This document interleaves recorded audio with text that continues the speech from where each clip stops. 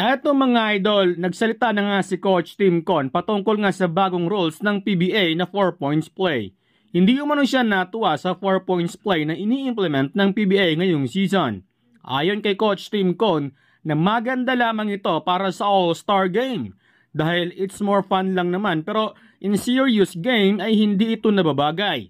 Sa tingin umano niya na mas malayo na ang PBA rules sa FIBA at nakakaapekto ito sa Gilas team dahil mas mahirap umano mag-adjust ang Gilas players dito. Pero kung si Meralco Bolts coach Luigi Trillo na natulungan ang kupunan na makuha ang kampyonado, ay sinabi niya na makakatulong naman daw talaga ang 4 points play upang masanay ang mga players lalo na sa international tournament. Hindi tulad kay Coach Tim Con, ay tiwala si Coach Trillo na makakatulong ang 4 points play para mahasa ang long range shot ng ating Gilas Pilipinas.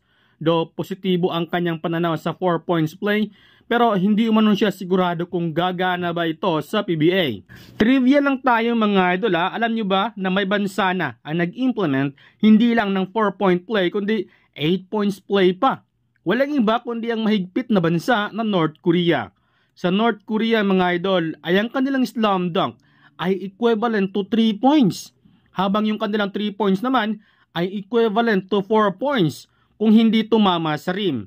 Habang 1 point naman ang deduction kapag sumablay ka sa free throw. Eto pa ang matindi mga idol ha. Any field goal made in last 3 seconds of the game is given 8 points. Meaning mga idol, 3 seconds pababa or buzzer beater talaga no? Huwag naman sanang umabot sa PBA ang rules ng North Korea. Paniguradong pagtatawanan talaga ng ibang liga kung magkataon. Samantala, pumirma na nga para sa Northport Batang Pier si Alin Bulanadi. Pumirma ng 1-year contract extension para sa Batang Pier. Hindi sinabi kung magkano ang ibinigay sa kanya.